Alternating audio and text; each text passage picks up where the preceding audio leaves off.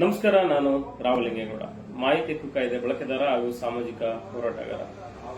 ಮಾಹಿತಿ ಆಯೋಗದಲ್ಲಿ ಇತ್ತೀಚೆಗೆ ಅರ್ಜಿಗಳನ್ನ ಏಕಕಾಲಕ್ಕೆ ವಿಲೆ ಮಾಡುವಂತದ್ದು, ಒಂದಷ್ಟು ಜನ ಬಳಕೆದಾರರನ್ನ ಕಪ್ಪು ಪಟ್ಟಿಗೆ ಸೇರಿಸುವಂತದ್ದು, ಅಂದ್ರೆ ಬ್ಯಾನ್ ಮಾಡುವಂತದ್ದು ಇತ್ತೀಚೆಗೆ ಖಾಯಲಿ ಆಗೋಗಿದೆ. ಇದು ಯಾರು ಹೇಳೋರಿಲ್ಲ ಕೇಳೋರಿಲ್ಲ ಅನ್ನುವ ಒಂದು ವಿಚಾರವನ್ನ ಮುಂದಿಟ್ಟುಕೊಂಡು ಮಾಹಿತಿ ಆಯೋಗ ಒಟ್ಟಿಗೆ ಒಬ್ಬ ವ್ಯಕ್ತಿ ಯಾರು ಅತಿ ಹೆಚ್ಚಾಗಿ ಆರ್ಟಿಯನ್ನು ಹಾಕಿದ್ದಾರೆ, ಅರ್ಜಿಗಳನ್ನು ಹಾಕಿದ್ದಾರೆ, ಅವರೆಲ್ಲರನ್ನು ಕರೆದು ಏಕಮುಖವಾಗಿ ನಿರ್ಧಾರ ಕೈಗೊಂಡು ವಿಲೆ ಮಾಡುವಂತದ್ದು.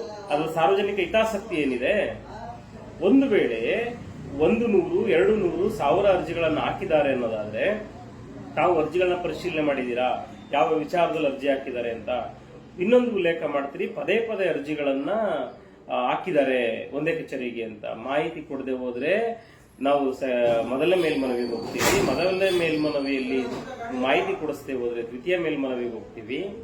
ಅಲ್ಲೂ ನಮ್ಗೆ 2 ವರ್ಷ 3 ವರ್ಷ ನ್ಯಾಯ ಸಿಕ್ಕಿಲ್ಲ ಅಂದ್ರೆ ಮತ್ತೇನ್ ಮಾಡಬೇಕು? 2 ವರ್ಷ 3 ವರ್ಷ ಕಾದು ಕೂತಿರ್ಬೇಕಾ?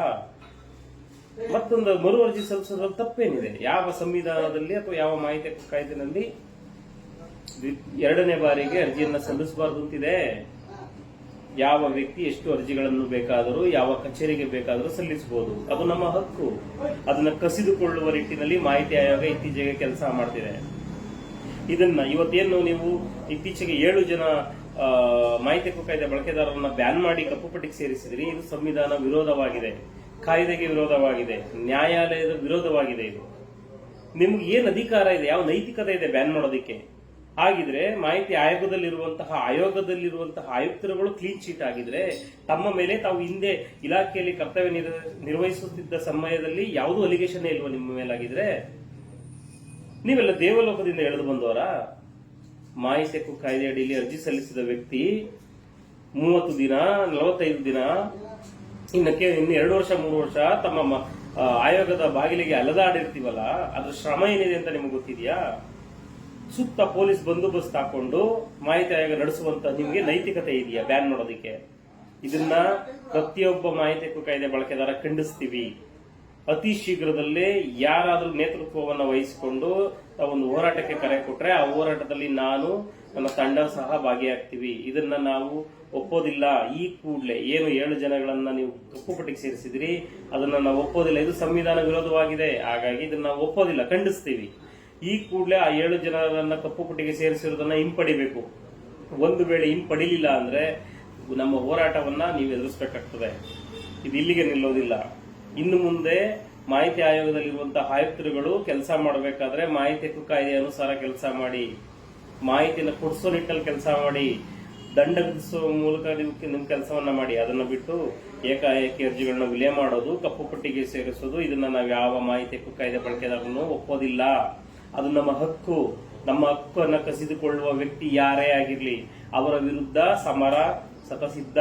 ತೊಡೆತಟ್ಟು ನಿಂತು ನಮ್ಮ ಹಕ್ಕನ್ನು ನಾವು ಪಡೆದುಕೊಳ್ಳಲೇಬೇಕು.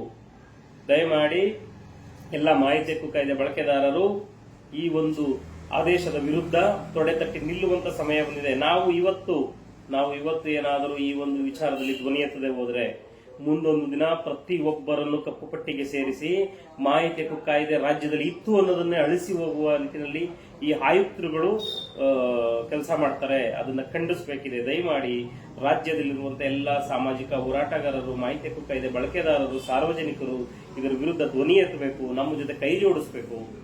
ಅತಿ ಶೀಘ್ರದಲ್ಲೇ ಒಂದು ಹೋರಾಟವನ್ನು ಹಮ್ಮಿಕೊಳ್ಳೋ ನಿಟ್ಟಿನಲ್ಲಿ ನಾನು ಹಲವಾರು ಮಾಹಿತಿ ಹಕ್ಕು ಕಾಯ್ದೆ ಬಳಕೆದಾರರ ಬಳಿ ಚರ್ಚೆ ಮಾಡ್ತೀನಿ, ಸಂಘಟನೆಗಾರರ ಹತ್ರ ಚರ್ಚೆ ಮಾಡ್ತೀನಿ, ಸಂಘಟನೆ ಅಧ್ಯಕ್ಷರುಗಳ ಬಳಿ ನಾನು ಸಹ ಚರ್ಚೆ ಮಾಡ್ತೀನಿ. ಅತಿ ಶೀಘ್ರದಲ್ಲಿ ಈ ಒಂದು ಹೋರಾಟಕ್ಕೆ ನಾವು ಕೈ ಜೋಡಿಸಬೇಕಾಗಿದೆ. ತಡ ಮಾಡೋದ್ರಲ್ಲಿ ಅರ್ಥ ಇಲ್ಲ ಸ್ನೇಹಿತರೆ. ಬನ್ನಿ, ನಾವೆಲ್ಲ ಒಗ್ಗಟ್ಟಾಗಿದ್ದೀವಿ. ಮಾಹಿತಿ ಹಕ್ಕು ಕಾಯ್ದೆ ಬಳಕೆದಾರರೆಲ್ಲ ಒಗ್ಗಟ್ಟಾಗಿದ್ದೀವಿ.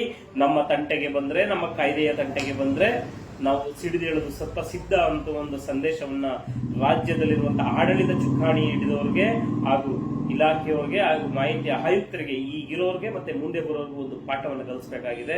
ಅಲ್ಲಿ ಕಾದು ನೋಡೋಣ. ಅತಿ ಶೀಘ್ರದಲ್ಲಿ ಒಂದು ಹೋರಾಟಕ್ಕೆ ಕರೆ ಕೊಟ್ಟಲ್ಲಿ ಅಥವಾ ನಾನು ಸಹ ಹಿರಿಯ ಹೋರಾಟಗಾರರನ್ನ ಸಂಪರ್ಕ ಮಾಡ್ತೀನಿ. ನಿಮ್ಮೆಲ್ಲರೂ ಸಹಕಾರ ಇರಲಿ. ಈ ಹೋರಾಟಕ್ಕೆ ಪ್ರತಿಯೊಬ್ಬರು ತಮ್ಮ ಸಮಯವನ್ನು ಬಿಡುವು ಮಾಡಿಕೊಂಡು ದಯಮಾಡಿ ಬನ್ನಿ.